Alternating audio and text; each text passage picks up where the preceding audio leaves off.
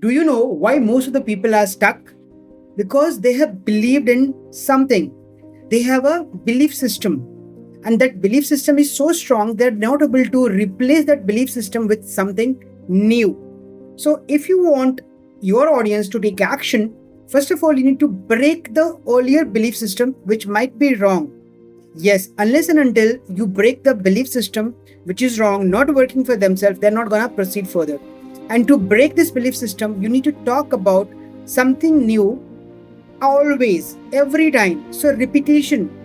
What I mean by saying this, if you are repeating one particular thing, let's say I talk about high ticket system.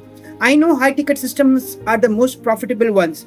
But if somebody is stuck in the low ticket system, it's very difficult for them to move, take out from them. So I need to talk about high ticket systems all the time.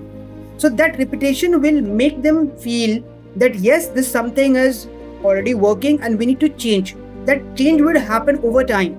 But repetition will make it happen. And it's always said that even if you are repeating some wrong things, people will start believing after a period of time. And here I'm not telling you to do anything wrong, say anything bad, or do anything which might harm people. You have to talk about the good things which can bring value to them.